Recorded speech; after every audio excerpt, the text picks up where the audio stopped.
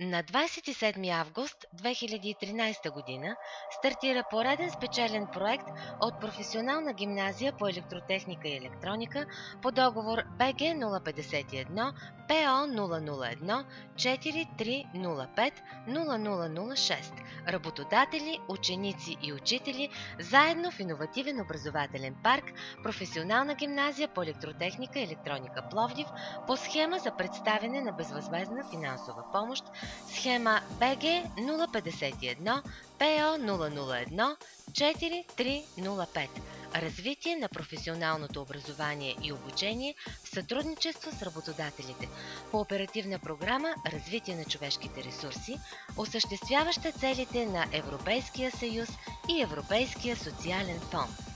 Партньори в реализацията са Контракс Пловдив ООД, Енергийна агенция Пловдив и Изоматик Комплект ООД.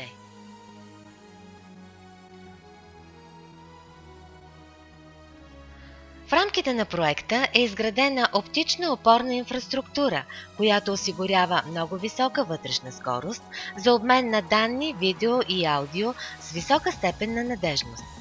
Проведени бяха 4 конференции и 2 семинара, чрез които беше популяризиран проектът сред ученици, учители от Професионална гимназия по електротехника и електроника, други местни работодатели, регионален инспекторат Пловдив, колеги и ученици от други училища, пловдивската общественост. Настоящият видеорепортаж е изготвен с финансовата помощ на Европейския социален фонд. Професионална гимназия по електротехника и електроника Пловдив носи цялата отговорност за съдържанието на настоящия материал и при никакви обстоятелства не може да се приеме като официална позиция на Европейския съюз и договарящия орган. Инвестира във вашето бъдеще.